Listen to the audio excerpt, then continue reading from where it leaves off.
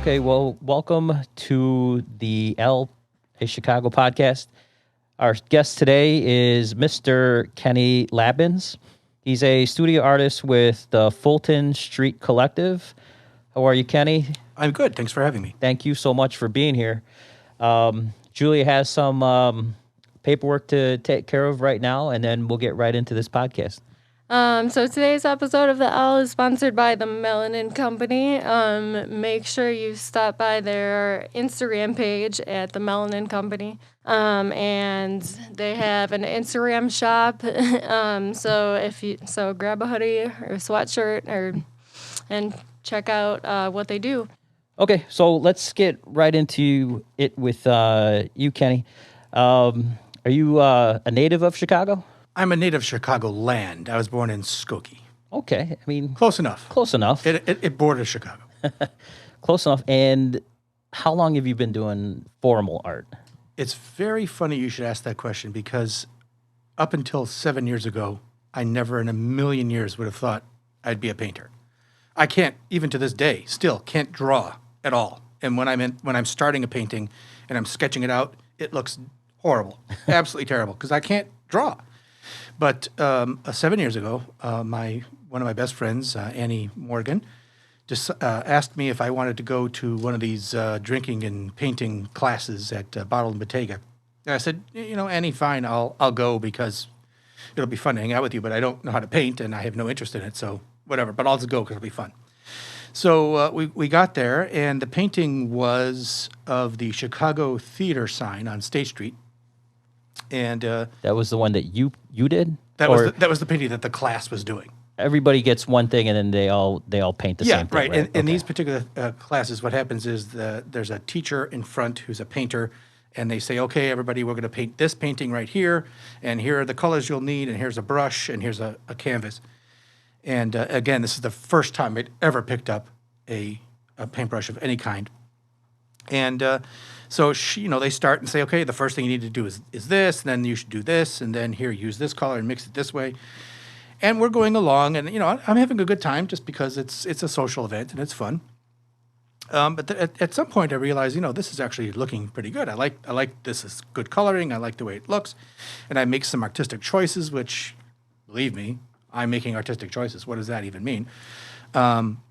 And at some point, the teacher's walking around and stops behind me and look over my shoulder. She says, "Wow, how long have you been painting?" And I say, 15 minutes. And she said, "Really?" "Yes, this is the first time I've ever painted." She goes, "Okay, well, don't ever take a painting class because you've got this natural style." And I'm like, "I have a natural style?" Okay. So, I painted that painting and it turned out well, and I loved it, and I did that again with another friend on a different weekend with a different painting, this time of aspen trees looking up.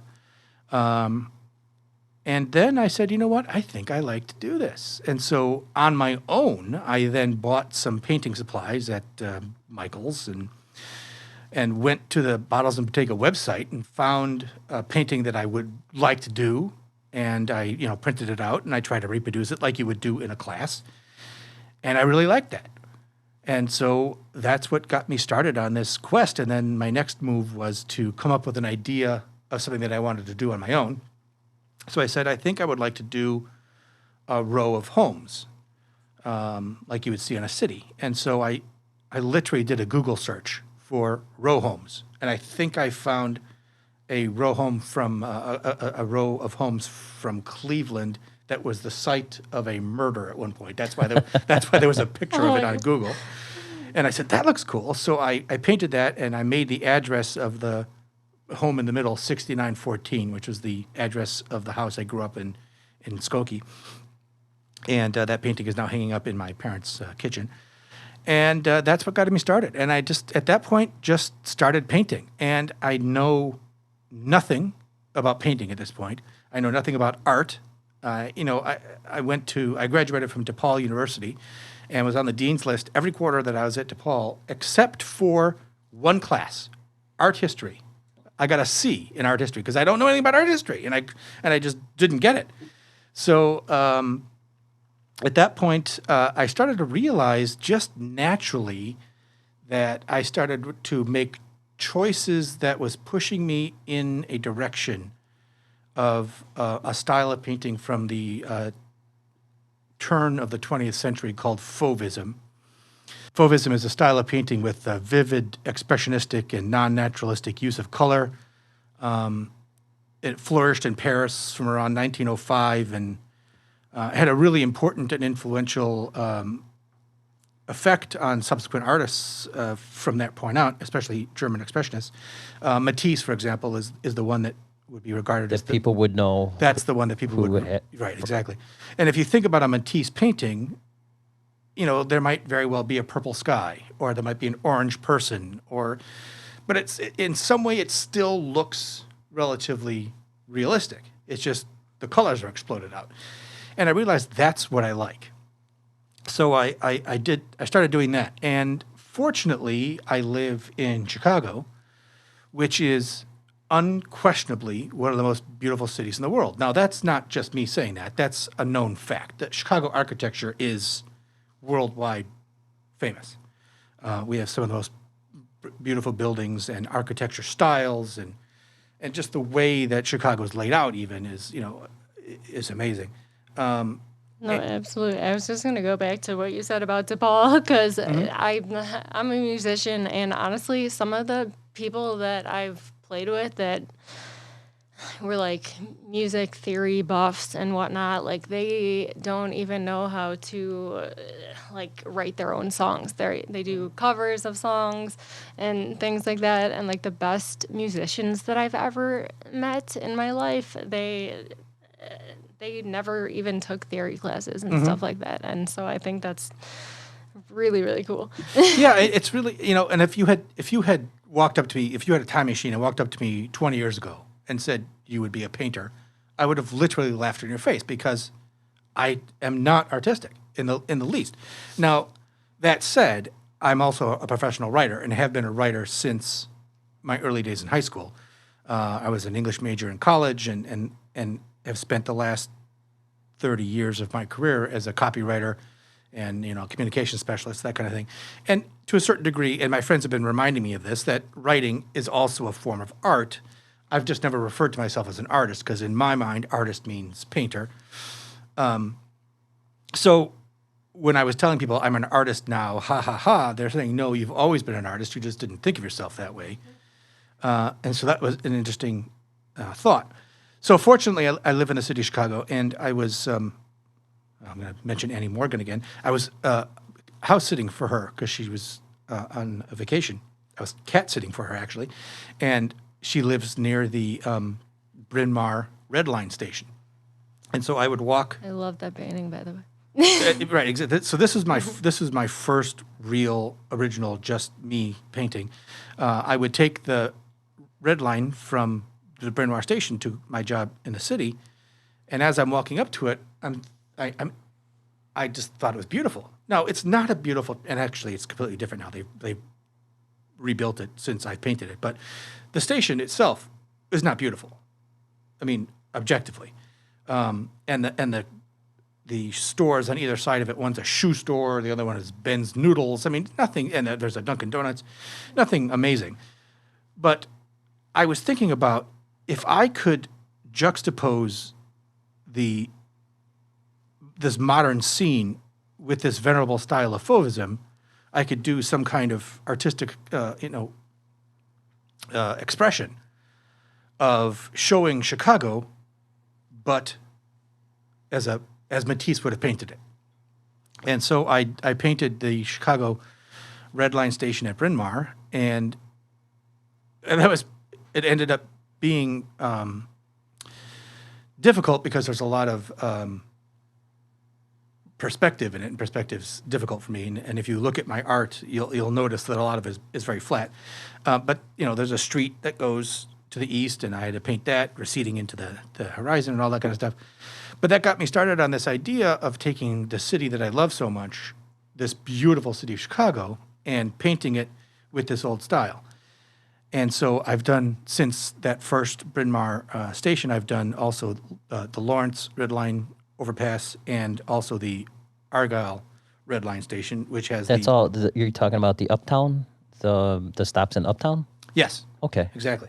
So, and especially the Argyle station. Now, is this since they redid it, or is this the old? No, these are all the old Okay, stations, because right? I know they just revamped all that. So Exactly. your paintings have captured the old. That's right, and, which is ironic again because Right. what I was doing was I was taking this modern scene and juxtaposing it with this old style, but then now it has this. Now it's ex- new style. It has this extra meaning of being the old station, exactly. And the Argyle station painting is actually even more special because it has the Asia on Argyle Right, sign right uh-huh. above it. So it's it's got this beautiful. Yeah, no, it like captures like all the culture, subculture in Chicago, and I think that's amazing. Right. Just like the Did you colors they capture use, that little the- bakery just that's there everything. just to this on the south side of the street? Because that has a special meaning for me. I used to work at the Firehouse in Uptown, and me and my partner would go there for pork buns for breakfast after our first run. So if you captured that on the painting, that would have a special place in my heart. Well, and that's interesting because many of my subjects are places that people have special significance to people. A childhood home, a favorite restaurant, a treasured landmark. Familiar places provide us a sanctuary in this loud world of ours. And so I want the viewer to inject their own story into the painting. Like, oh, that's the place where Steve got engaged. I love that place. And so the painting that I painted, regardless of what message I'm trying to get through with this idea of juxtaposing blah, blah, blah, it has special meaning for you. And that is what an artist does. Once written, once painted, once composed, a piece of art no longer belongs to the artist. It becomes the property of the audience. And all intention in meeting the artist's plan to present is up for intimate interpretation, and it no longer belongs to the artist. And No, that's sure. I always said like I lived in Nashville for a couple of years, and everyone called themselves a quote unquote musician, artist, whatnot. And like, I really believe that you're a true artist because, like, I always said, unless I'm absolutely like fascinated by something that I see in a poem, painting, whatever it might be, like that's art. yeah, that's exactly how I feel too.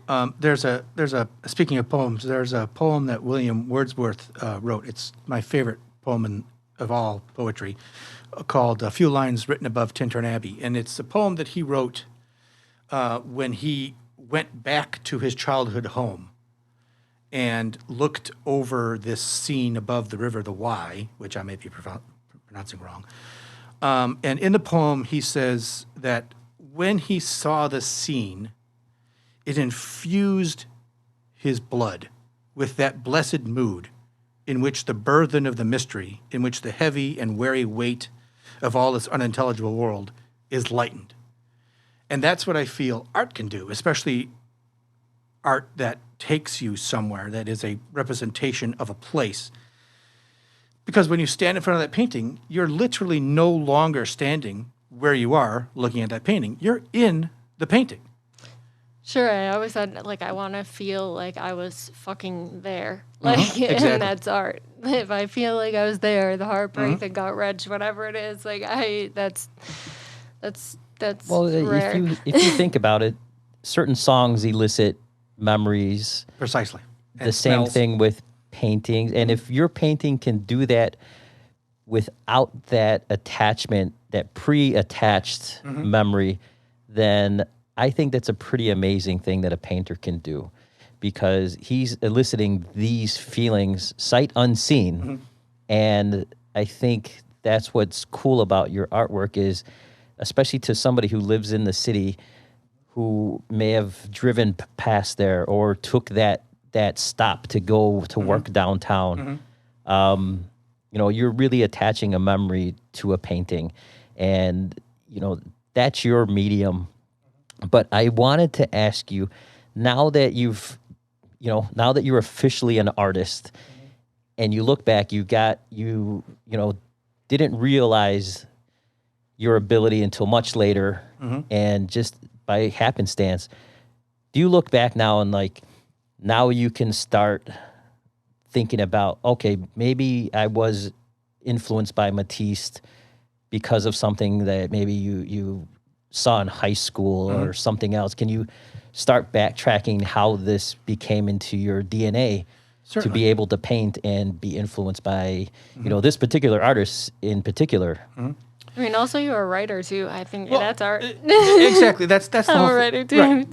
That's what I was saying before. Yeah. Is that as a writer, I was already looking at the world in a way as an observer to be able to then write about it later. So I've always been taking in the world.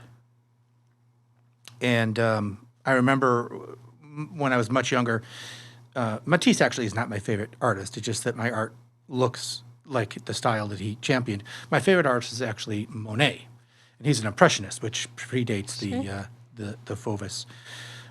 Actually, the Fauvism is an offshoot of impressionism in a way. Now, and again, I'm not an artist, so don't call Yes, into the podcast to say that's not You are right. so an artist. Well, we already established that you did not do well in art history. Exactly. Right? So we're not going to hold you to that, Kenny. I might not be right about that. So anyway, I do remember that I love Monet's paintings, and he does the same thing in that as an impressionist, his paintings, if you stand in front of them and look at them, they're all fuzzy and blurry. But if you squint when you're looking at a Monet painting, it actually kind of looks real. Now, of course, he was also going blind, so that might be because of that. But, as an impressionist, he's just painting. What Monet is painting when he's painting a scene is the impression the scene made upon him, not representing the scene itself. He's saying, this scene that you're looking at makes me feel this way. I want you to look at this painting and feel the same way. And that's also what a writer does. When I'm writing a poem or a piece of fiction or even a copywriting tagline, what I want to do is get you to feel something without me telling you to feel something. And same thing with art. And then I coincidentally painted the water tower in Chicago from a certain angle, and my friend Annie looked at that and she said, "Oh my God, you have to give me that painting because my grandfather was a firefighter at the station right across the street from that, and so if I was standing in front of that station, that's what I would see." And again, that's not at all what I intended when I painted that painting, but to her, that's the meaning that it has. Like, oh no, I mandatory carries on the top. Sometimes You that was a painted bad that memory. painting looking west? No, looking east at the water tower. So you can see the firehouse behind the water tower? No, the firehouse would be behind you, and you're looking at it. Oh, gotcha. I know So what you you're are saying, looking never- west. No, like because the lake is on the other side of it. So the fire station's here. You're standing here. The water tower's here. the sandstone water tower. Yeah. Oh, okay. Yeah, Okay. Exactly. And that kind of thing is what got me interested in painting these places, which are landmarks and are things that I like. Growing up as a kid, we would drive into the city, once a month or so to go to a fancy dinner or whatever.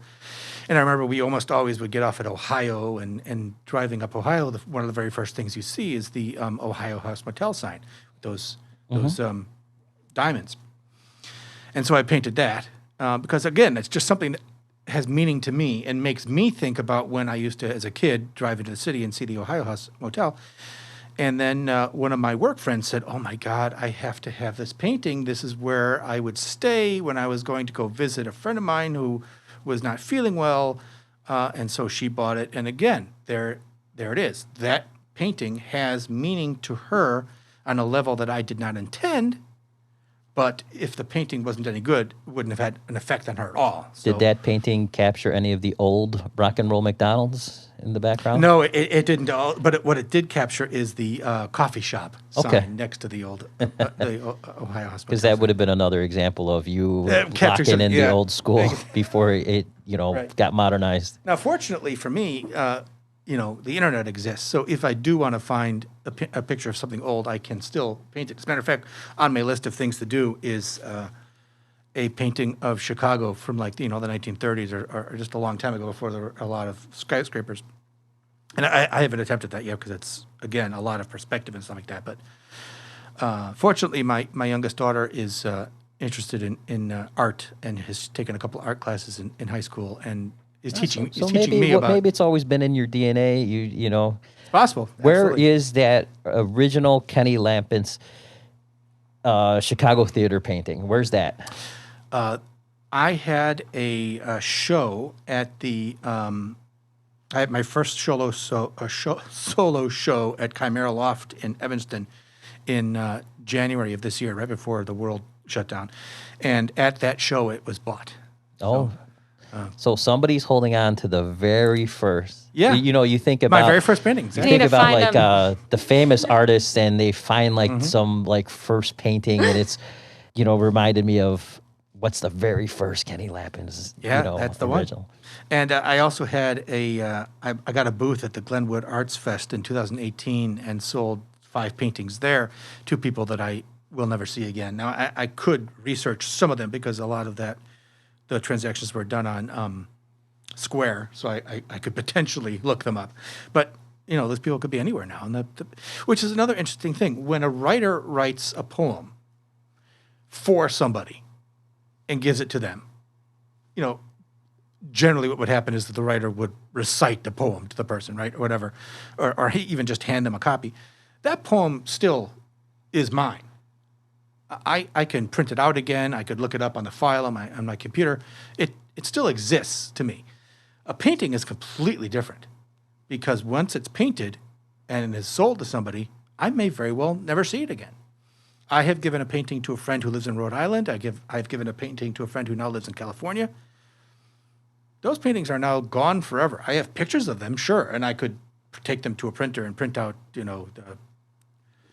printouts of them to sell if I wanted to do, but those paintings are gone. I mean, they're not in your possession, but I still think they're your painting. Right. Have you had a painting that you just couldn't part with, that somebody was like, I have, and you, That's a for good whatever present. reason, you can't let go of it? Yeah, that Bryn Mawr Red Line Station is my favorite painting of all the ones that I've done. I've painted about 52 paintings at this point. And do you still have that? I still have it. That's your one, huh? The 3 paintings of the Red Line Stations are part of a series. They're part of a triptych. I would like to sell them all together, but actually I did sell. No, that's funny because I did sell the Lawrence Avenue Red Line Station at the Glenwood Arts Fest in 2018. I repainted it because I wanted to keep it as a triptych, so I actually have the second version of the one in my possession now. Now, if anyone wants to buy them, I am not going to say no, but it is my favorite painting, and it will be sad as much as it's sad for a father to, see his children move away. They're still part of me. They'll always be part of me. They're my children. I love them. I'll cherish them, but they're no longer living in my home. Sometimes they're the gone. kids have to move. They grow up Exactly. and they have to move out of the house, Kenny. That's precisely right. I wanted to ask you earlier, what is your particular media? Are these acrylics, watercolors? Yeah, Do you vary? I do not vary. I use acrylic paints on canvas because that is what I learned to do at Bottles and Bottega. And I just go to Michael's and I buy, relatively medium range, cheap stuff. I'm afraid to take a class. Not only because the person at that first Bottles and Bottega session told me not to, but I also really don't want to know too much. That's a legitimate, Yeah. you have your style, Mm-hmm. and if you're influenced by somebody else, I mean, I do know that historically there are other famous painters that were influenced by other Mm-hmm. famous painters, and that just enhanced their works, but, they're coming from a long line of formal training going down the Right. line, and I think that for you, just starting off so much Mm-hmm. later, that I think you should just stick with, my dad always said, dance with who brought you. Yeah, exactly. You're exactly right about that. And so, what I'm doing is working. Now, I have watched a whole bunch of Bob Ross What's your opinion? Is he a genius or? Well, he does a specific kind of oil painting, and it's funny because he uses oil paints with knives and stuff like that, which is something that you can't do it with acrylics to begin with. But I did try once just to kind of emulate what he was doing, and it looked completely awful. It was just a lot harder than it looks, huh? Yeah, yeah. And I also I took a picture of myself on my iPhone and sent the picture through a couple of crazy Snapchat filters, and it got all distorted and weird. And I printed that out, and I tried to paint that, and I tried to do it in a way in which I separated the canvas into quadrants and was only painting these little quadrants at a time, so it seemed less daunting, and it looks completely terrible. I can't paint people. I can't paint faces or animals or anything like that. So it's very fortunate, I guess, that I like to paint buildings and landscapes and different parts of Chicago. Right now, I'm in the middle of doing a series of motel signs. I did the Lincoln Motel just most recently because they're again That's way up north, right? Yeah, exactly. Okay. Mm-hmm. It's like on where the strip of motel. What's it called? I forget. Just past Foster. right? Exactly. Okay. Yep. And so I'm in the middle of doing that series, and I'm doing that at the Fulton Street Collective. And it's really interesting because these signs are made to be garish and neon and glowing and crazy with all these different designs. And that's exactly the kind of thing that I like to paint. There's another one right in that area. If you take there's some Peterson east to like right around Ashland, something like that, there's this, that motel has been there forever, and they have a pretty cool neon sign. The Patio Motel? Is that it? Yeah, I have that on my list of things to do. That's a good one. I also did the Heart of Chicago motel sign, and that was actually a 12 by 12, so relatively small canvas, which I did for the Fulton Street Collective because we were doing a special entryway collection of 12 by 12 paintings from each artist in the main door when you walk in. And they asked me to do a 12 by 12. I said, "Well, that's perfect. I'll do the Heart of Chicago sign." So that's what's representing me there.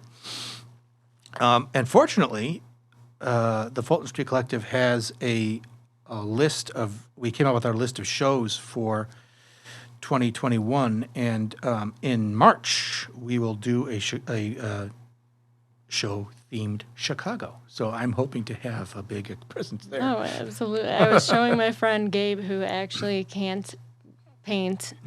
Like he can only paint people, like Bob Ross, Right, for example. exactly, yeah. And he thought, I showed him your work, and he was like, "Geez, I cannot. I can't do stuff like that. I can only paint people." That's bizarre. That is very funny. Where can people see your art? Where is there a place where they can kind of look through and kind of see what you do? If they're listening to the podcast, I want them to kind of go to it and see what we're talking about, your style and the things that you do. Let them see the Lawrence stop, the Argyle stop. Yeah, people can go to FultonStreetCollective.com, and they can find my profile there, and there's a bunch of paintings that are shown there. But also I have a portfolio site which doubles as both my professional writing portfolio, which I use to get jobs as a copywriter, but also has all of my paintings on it. And that's www.coroflot.com/Lapins K, and they can find all my paintings there as well. Yeah, and also if you go to the L's Facebook page, I have that all in there, and I'm gonna tweet them, and I put them on Twitter. It's at hold on, what's our Twitter? Well, while Julie is looking that up, is there anything that I know you want to do the motel signs? Anything else that is really, is really gonna get your creative juices flowing? Like what's really interesting you art wise? I have a album on my iPhone called Ideas for Painting, and it is, well, first of all, it has a whole bunch of motel signs, and there's a couple of bowling alley signs as well, including the Diversey Bowl. That's got to be the best one, right? Yeah, it's amazing. It's absolutely amazing. Waveland Bowl. Waveland Bowl Oh my too, gosh, right? yeah. But that I diversity went one there a year ago. is Yep. I mean, just the backdrop there itself is, if you're looking kind of southeast, you get the river. Exactly right. That exactly one, right. that Yeah, would be really cool. precisely. Also, Rinaldi's Pizza Pub on Broadway, Okay. Yeah. because I used to live in that area, and it's one of my favorite places. And it's just a beautiful sign. But also, there is a Chicago Fire Department building, and I don't know where this is from. I honestly just found this on Google. Again, one of these things where I'm just looking things up, and it's a red fire station sign. Fire station. It's a vertical painting. It's mostly red, and it just screams to me would be a good. If you want, I could find that for you. Oh, that'd be great. Yeah. And we If need you to buy the painting. send it to me, I know a guy who will know exactly where that building's Excellent. at. Yeah. He Cool. was on Father McNallis, who runs the Chicago Historical Mm-hmm. Fire Museum, and he will have forgotten more about long Mm-hmm. lost firehouses than we'll ever know. He'll be able to look at that and be like, "Oh yeah, that was engine 12, Excellent. back in Yeah. 1832." So if you send that to me, I will send it to him, and Okay. we'll find that firehouse for That'd you. be great. Another thing that I'm looking forward to painting is the old Ed DeBevick's restaurant, which was recently Oh my closed. gosh, yeah. That was my favorite place to go as a kid. Right. And again, that's the whole idea. I paint that, you're going to look at it and you're going to go, I love that place. Regardless, really, even if you like the painting, Yeah. it's going to make you think of that. And that in that moment, in the moment that you look at that painting and you're transported back to when you were a kid at Ed DeBevick's, that's why I do what I do. Just to give people that moment of joy. Now, when it comes to something like Ed DeBevick's, with your style of painting, do you keep those colors? Because that's part of Exactly. Ed DeBevick's. But you changing colors around and creating a certain feel, that's part of your style of painting. So, is that all part of your artistic license when you do something like that? Well, sure. I mean, I could do, and again, another great thing about painting is you could literally do anything you want. But in this particular case, I think that I would need to keep the Ed DeBevick's teal the way it is, because otherwise it would just look like any other building. There are other things I could do. Like I could make the sky purple. I could, there's other ways of introducing color. But it's regardless of how I do it, it's going to take on my style, because my style is a combination of representational, which means it's not abstract, but also it's kind of cartoonish, so kind of pop art. So it's representational, but it's also pop art, and also using this Fauvist color palette. You consider your art pop art? Well, it is to a degree, because I don't bother or worry about my lines being straight. Now, that's to a certain degree because I can't paint straight lines. But also, I did one painting again that's hanging currently in my parents' house. They were, until recently, my biggest patron. There is now somebody who owns 3 of my paintings, so she's my biggest patron. But in their house is a painting called The Bridge, and there is on this bridge a lamppost, which, when I was painting, came out really crooked. It's not straight at all. It goes up and to the right. And I was thinking, while I'm painting it, well, crap, I ruined this painting. This looks ridiculous. And I looked at it further, and I'm like, no, it doesn't look. This is my 4th painting, actually. So this is right when I'm making these decisions about what kind of painter I'm going to be. I'm like, no, this is the secret. This is it. This is what I'm going to do. I'm not going to worry about the fact that I have no idea about what I'm doing. I'm just going to paint naturally, the way, however my wrist works, or whether I have, good small movements, small muscle movement. A really delicate artist is going to have a surgeon-like quality to the way they can move this brush. I don't like that. those paintings. So, I don't have that. And so I move into that. I say that's what I'm going to concentrate on because that's going to be the thing when they look at that, they're going to say, that's a Lapins. I can tell right away. Look at how that thing's not straight. So, when I do the Edinburghs, even if I don't, introduce some crazy non-naturalistic color scheme, you'll still be able to look at it and say, yeah, I can tell that. Well, Van Gogh couldn't do straight lines either, so you're in good company. Right, precisely. Although I have no intention of cutting off my ear because then my mask won't stay on. So. No, and also you change, like my roommate, for example, he always judged people who took the CTA. And after I showed him the painting that you did of like with all the colors of the L, he was like, oh, like it literally changed his entire perspective on writing the CTA. Oh, that's amazing. Which I thought was really, really cool. Yeah, that's exactly the reason that I painted those paintings, because what I want people to realize is that we live in this beautiful city. Now, a lot of the time when you're walking around the city, you're in a rush, you're holding a box, you got to get to that guy's house in 15 minutes or you're in trouble, you're going to get fired. Oh my God, I have to cross the street right now or this car's going to hit me. And you're not thinking about what you're doing. You're thinking about work, you're thinking about the day, which is great. That's what you're supposed to do. But you're doing it, if you're walking down LaSalle towards the Board of Trade, is that what that is? There's that, it's a tunnel, really. That corridor. Yeah, exactly. Yeah. It's beautiful.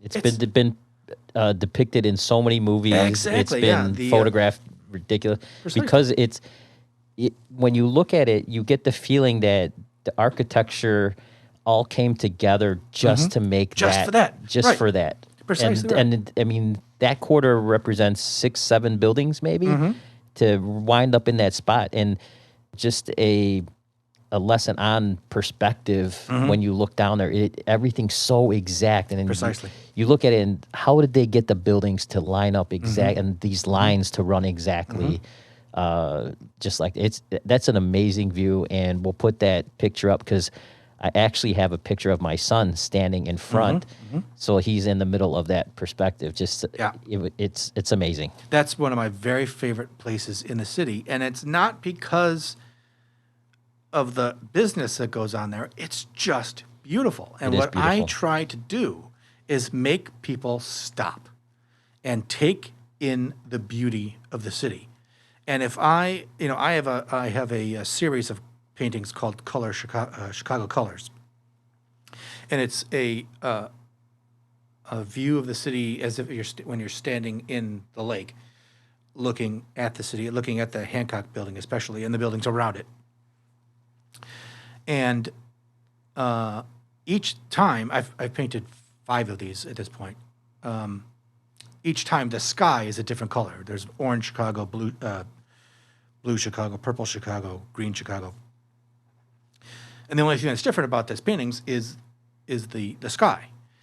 And the idea is that we live in this beautiful place, but very rarely do people stop and look.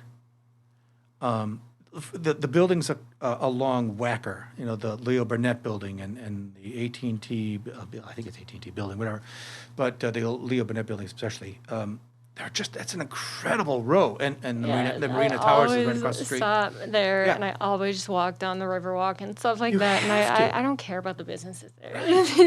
You have to. The city is just gorgeous. This it's beautiful gorgeous. thing. Right. Are there any other hidden gems in the city, like the corridor at the Board of Trade on LaSalle? Anything else that comes to mind that you can think of? I'm looking at my paintings here to see if there's anything else. Well, I did a painting of the buildings, the Standard Oil building, the gigantic marble building near the lake, near the Millennium Park at this point. I did that. That's a building that has the Prudential and Standard Oil building, and also the medical building. I don't remember the name of it at the moment, but that painting is actually hanging up in my brother's office. He's a lawyer in the city. And also I have the painting that you have up on the Facebook page right now for this podcast, the L the stairs I leading know up to we the. need that painting. Yeah. I love Yeah, that's it the one, so yeah. much. So that's interesting because that painting is very simple. It's literally just the stairs leading up to the L station. I think this one actually is on Madison, and it says loop, loop, loop, loop on every other stair for the first 10 stairs in different colors because the brown line, the orange line, the purple line, and the red line, they all go right there. But I do it in a Fauvist way. Each stair is a different color. They're exploded colors. They're not naturalistic, but at the same time they are, because this painting is taken from a photograph of those stairs, and the person who took this photograph put a filter on it and turned the filter up to really blow the colors up. So when you think about it, when you take a picture of something and you send it through, a filter you have on your iPhone, and you turn the little dial to get the colors to pop, those colors are already there. It's not like that filter is putting the colors in. It's accentuating and expanding the colors that are there. We just can't see them. Like, if a dog was looking at these stairs in real life, it would see them differently than we do. And so that's what's creatively going with you is you're just putting your spin exactly on the colors that already exist there. That's exactly right. I truly believe that, and again, if you were to walk down the city and squint your eyes and look, or if you have glasses, take off your glasses and look at the city, all blurry, it takes on an entirely different feeling than it does if you're looking at it normally. Well, if you were squinting, then it would be more a Claude Monet. Mm-hmm. Exactly right. Painting, That's exactly right? right. Yeah. I also did a painting of the White House for there was a special charity event in 2019 in Evanston at a gallery called 1100 Florence for an organization called Nasty Women of Evanston. And it was That's an actual group? That's an actual group. Nasty Women of Evanston. Did you find these women to be, in fact, nasty? No, they were actually they were marvelous. They were beautiful and nice. But it was an art show and again, these paintings were all 12 by 12, and it was an art show. Each painting was sold for $100, and all the money went towards Planned Parenthood.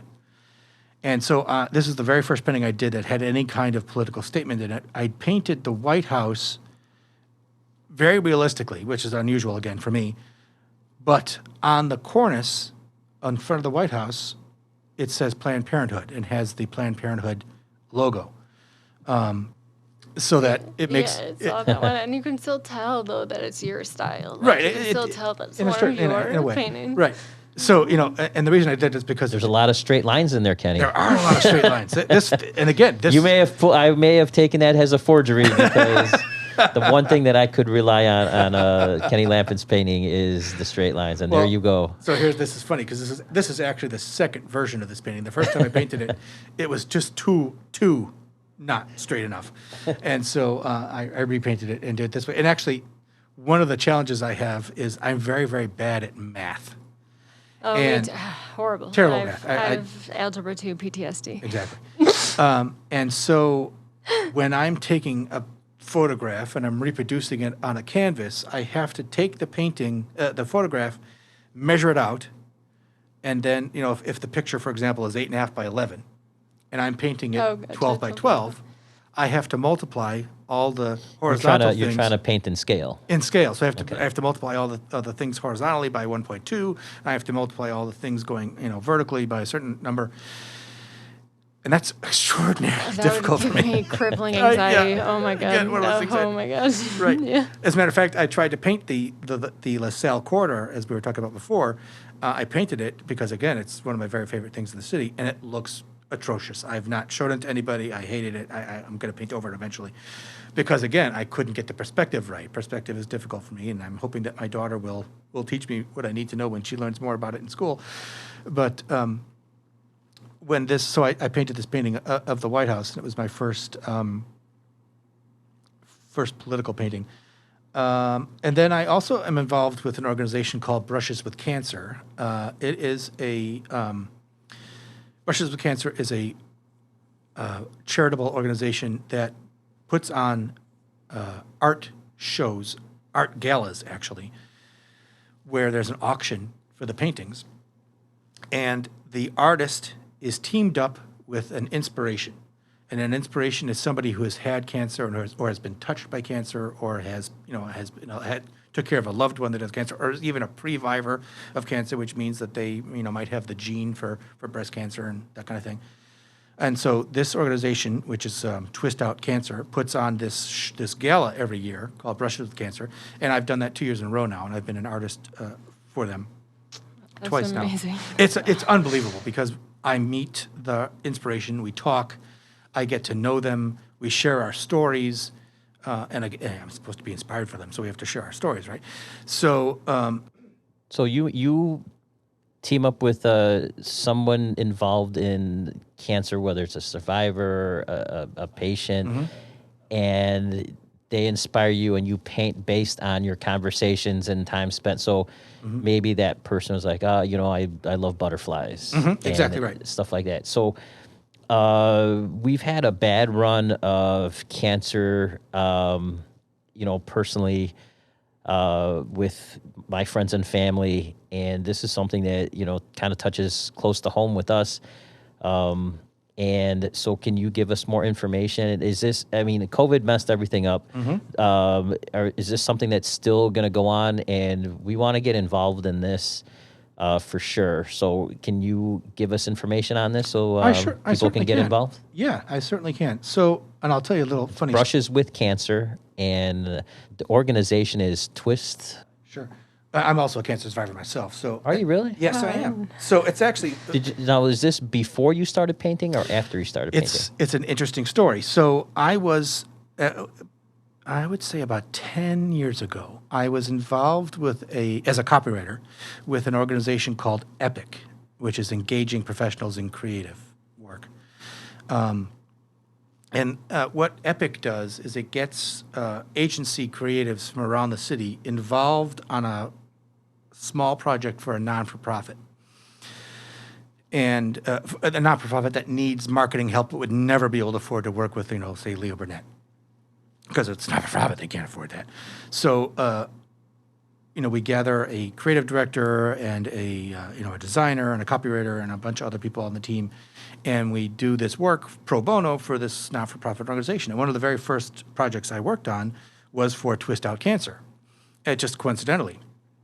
And I came up with their slogan during this, their motto that they still use during this time. And I just forgot about it. I just, it was a project that I did, and it was over, and it was great, and I loved it, and they loved it, and everybody was happy. Then a couple of years later, I hear about them again, and now at this point I'm a painter, and they have this show, this gala, this program they run called Brushes with Cancer. And I already know the person who's the founder and the executive of it, Jenna Ben Schercher, and I reach out to her, say, hey, you remember me? I was working on that epic rally that we did for you 10 years ago. And she goes, oh, yeah, I remember you. Yeah, how you doing, Kenny? And I said, well, I'm a painter now. And she said, well, great. I do this Brushes with Cancer program. Why don't you join? And I said, I'm also a cancer survivor. Oh, this is great. This is perfect match. So the first year, which was in 2018, I was paired up with a inspiration who had, during her chemotherapy, lost her sense of taste. And she's Peruvian. And the only restaurant that she could go to that had food that she could taste at all. An Indian restaurant? Was something really spicy? Was a Peruvian restaurant called Taste of Peru on Clark Street. Yeah. And it's one of these little divey places in the middle of a strip mall that you would never in a million years see, but it's actually been featured on dives, diners, and drive-ins. And it's really fantastic. I went there with her. We had beef heart, and it was delicious. And I said, okay, well, I now know what I'm going to paint. I'm going to paint this restaurant, from the outside. And she said, that's a great idea. So I did that, and that was what I did in 2019. And then 2020, for the gala for Twist Out Cancer, for the Brushes with Cancer gala, I was paired with somebody who lived in Naperville, and I went down there in August of this year to meet with him. And this is really the first time I had left the house since, March. And we sat outside in a restaurant on a street in Naperville, and I was feeling extraordinarily uncomfortable because, again, this is the first time I had been out, and I'm sitting, we were sitting outside in a restaurant, even though, and I still was, I took off my mask. I'm like, oh my God, I'm taking off my mask in public. What, am I going to get COVID? And anyway, we were talking, and I was telling him about what my style is, and we were talking about what kind of place I could paint that would represent his cancer journey. And so we talked about what kind of places were important to him in this way. And I said, it could also be a place that's bad. It could be the doctor's office in which you received your diagnosis. Because if I paint that and it looks pretty, it could change in your mind this horrible thing to be something beautiful. But ultimately what we decided was that I was going to paint the pub and grill, the little restaurant at the golf course that he went to with his friends all the time. And was one of the very first places that he went to when he got better enough to go back onto public. And so he took me there, and when we went, it was kind of rainy and it was gray and whatever. But I took a picture of the place, and it's an unassuming little building. But I was looking at it, and it reminded me of a painting by Van Gogh, actually. And I can't remember the name of it at the moment, but it's a church. And even if I did remember the name of it, I wouldn't pronounce it right anyway. But it reminded me of that, and I said, okay, well, I'm going to try to reproduce the feeling of that painting in mine. And so I made the sky completely purple, and half of the background is sky, and half of it is green because of the grass and the trees around it. And the building itself was kind of a brickish kind of thing, so I painted that orange, and it had a little canopy on top, and I made that yellow. And so by painting that, what I did was I took this little sanctuary he had of the place that he went when he was recovering and made it a beautiful painting. So, taking this horrible, terrible, life-changing, awful thing and turning it into this beautiful event. And that's what Brushes with Cancer does. It provides psychosocial support for people that have had cancer or are experiencing cancer now, and plus also the artists as well. And the money that it raises goes directly towards next year's event. And I started to think to myself, well, shouldn't the money that we raise go towards cancer research or something? But no, because it's the event itself that is the healing process. Sure. It's taking these horrible events, having the people talk to an artist who then turn them into a beautiful thing, and then having a big party, which of course this year our big party was all virtual, to celebrate. And I took my kids to it last year's event, and it was this beautiful gala at Moonlight Studios with a million balloons and live musicians. The piano player from the Decemberists was there, and we had an MC who's a professional, and it was just everybody was dressed up as beautiful as they could be. And my kids at one point said, "This is the fanciest thing I've ever been to in my entire life." And I'm like, that is what this is all about. It's about the art. It's about the celebration of life and reproducing even the most horrible things in art. And again, that's what I do. I take these buildings that people just walk by every day and don't notice, and I turn them into art, because the world we live in is beautiful. Even if the most horrible things are happening to you, here we are in the middle of this horrible pandemic. We haven't been anywhere. I haven't been into the city of Chicago in 2020. Downtown, I mean. And, I'm able to still find things on Google search, pictures of things to paint, because creating art is in itself a beautiful thing. It is its own reward. It's its own journey, both for the artist and for the people that look at the art. Oh, sure. My dad's mom actually passed away when he was 9. She had leukemia, and after that, it kind of changed his entire perspective. His brother actually passed away a couple of years ago and was a photographer, and he would always just stop and find the most beautiful things to photograph. And instead of having, they had a little funeral, but instead we had a big celebration of life with like all of his photography, and I think that means so much more. Precisely right. Yeah, that's what it's supposed to be. It's supposed to be a celebration, because all we can do in this life is celebrate. I mean, we have a choice. We can just sit there, or we can celebrate. Sure. So it's a choice. Twistoutcancer.org is the place to go. And ironically, if you go to twistoutcancer.org, the very first thing you'll see is the tagline that I wrote for them 10 years ago right there on the, on the landing page. So it's kind of a... So twistoutcancer.org, and we can find information for next year's project. Yeah, and not only is there a Brush Up the Cancer gala in Chicago, but there's also one at the, you know what? Let's see. There is one in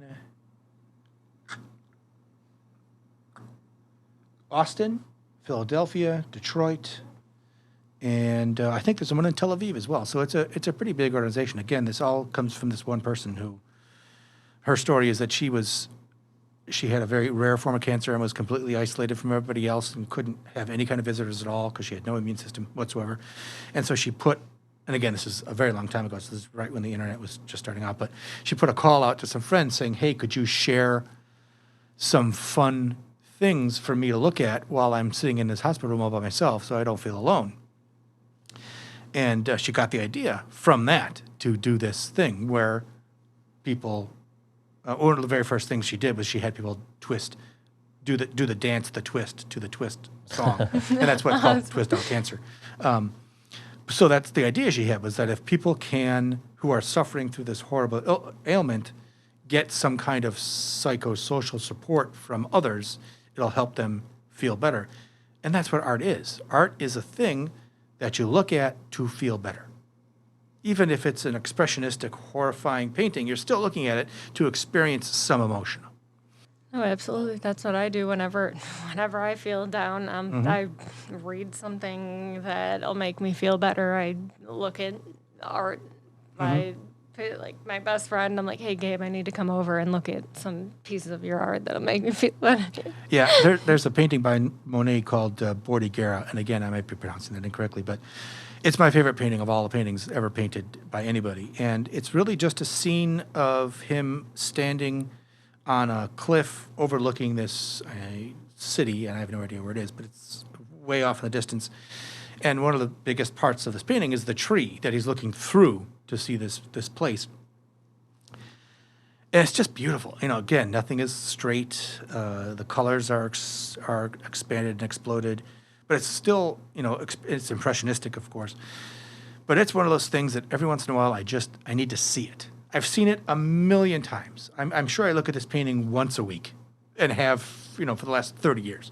But there are times when I'm just sitting there. What about that paint? We talked about how paintings that you've done elicit certain memories, and that's what connects people with that. What about that painting is going through your mind that you're connecting with when you have to go back to that painting? That's a good question. Here's the painting I'm talking about.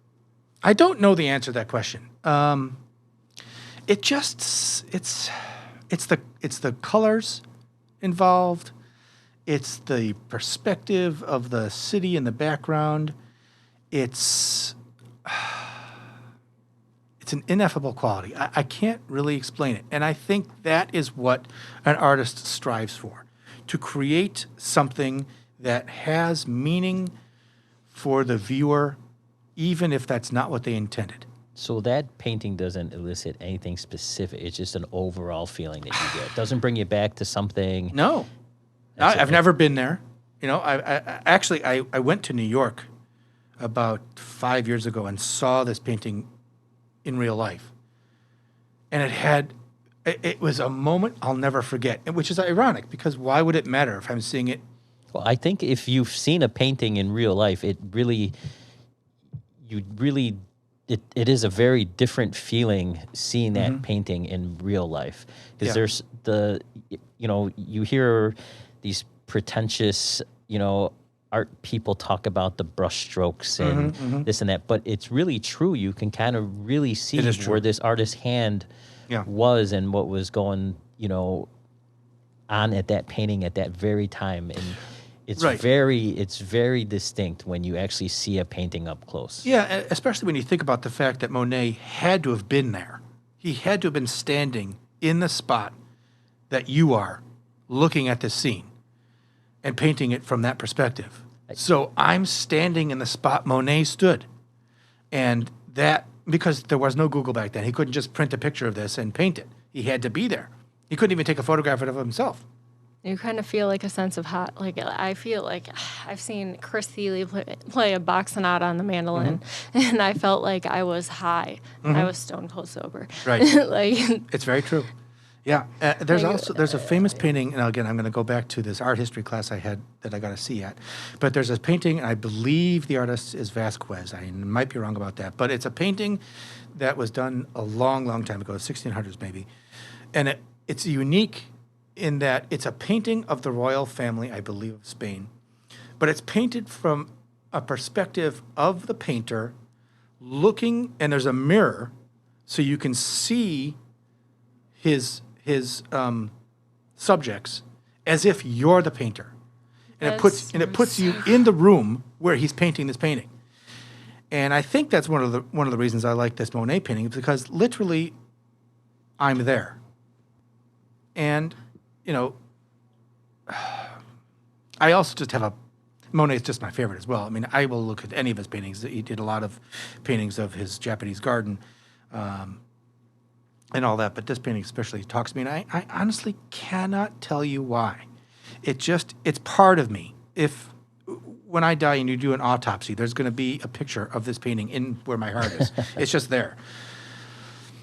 Well, tell everybody one more time where they can find your paintings and where we can keep track of you, so that when you have things coming up, we can, if you have a showing, because I want to get into like how COVID has affected your business as an artist. That's had a tremendous impact. Now, again, I said I had my very first solo show in January of this year, and it's before. I remember the very last day of the show, right before it started. We were watching TV because there was a TV in the gallery with the gallery owner, and there was a news report about this disease that was happening in China, whatever.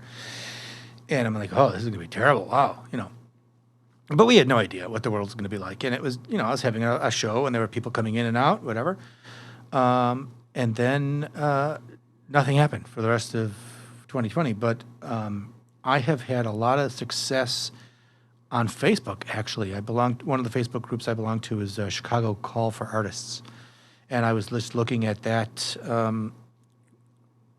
page, and there was a post by one of the members of the Fulton Street Collective saying, hey, we're looking for painters who want their paintings part of our collection that we're putting together for a business called Workbox, which is one of these collaborative work places in Chicago. And I responded to the Facebook post and said, hey, I'm an artist, and I have a whole bunch of Chicago paintings. I do this series of called Chicago Colors, and I have these loop stairs paintings, and responded to her message with a couple of pictures and stuff. And she replied the next day saying, hey, these are great. We would love to have you as part of our collection. I'm like, you would? That's amazing. So right now I have 4 paintings hanging up at the Workbox location, the 3 Chicago Colors paintings plus the loop stairs. And in the course of talking to the people about that, they were also telling me about the Fulton Street Collective and what it means to be associated with them, and it's a great place. Fulton Street Collective is an organization that puts together both artists and musicians, and I have a studio at the Fulton Street Collective where I do some painting, but and also then we have shows in our gallery. And right now, because of the pandemic, we're having our our jazz concerts streamed live on YouTube instead of having an audience at the studio at the gallery. And they're awesome. We have some amazing music. The musicians that played they're absolutely incredible. I did one of these live streaming shows on YouTube, and the jazz musicians were playing. My paintings were hanging up on the wall behind them, and I was also there on a different camera painting one of my Chicago Colors paintings. I did the pink Chicago at that event. No, I was gonna say I'll totally help you do like a Facebook Live thing with all your paintings. That'd be amazing. Sure, I'd love that. So there are ways to, and also in 2020, in this summer, the Glenwood Arts Fest obviously didn't happen because no one was allowed to go out in public, but they did a virtual show where they had some gigantic trucks with video boards on them driving around the place where the Glenwood Arts Fest would have been, showing artwork and they contacted all the people that had done the Glenwood Arts Fest in the past saying, hey, would you like to be part of this virtual show? So I have paintings on there as well, but I forgot about it actually and didn't see it, so that's a shame. But these the jazz concerts at the Fulton Street Collective, it's about 2 hours or so, and it's streamed live on YouTube. And so one camera's on the musicians and one camera's on the artist in the little box in a corner, and the artist paints a painting. Now, a lot of the artists that do it paint the musicians as they're painting, but of course I can't do that. So what I did was I did one of my Chicago Colors paintings, and it took me exactly the same amount of time that the concert lasted, which was pretty awesome. And now it's another one of my Chicago Colors series paintings, and it's hanging up at the Fulton Street Collective. So if people want to see my stuff, they can go to www.fultonstreetcollective.com or my professional portfolio at www.coralflat.com/LapinsK. Can you spell that? www.coralflot.com/LapinsK. Yeah. All right. Well, on, hour flies by, doesn't it, Kenny? It does, in fact. Yeah, we're always gonna say I have both of those websites on. We'll put that on our social media for you, and please let us know when you get more information about the cancer stuff, so that we can be a part of that and support you as much as we can. And again, Kenny, thank you so much, Kenny Lapins. Studio artist with Fulton Street Collective. Thank you so much for coming in. Thanks for having me. It's a pleasure. Appreciate it.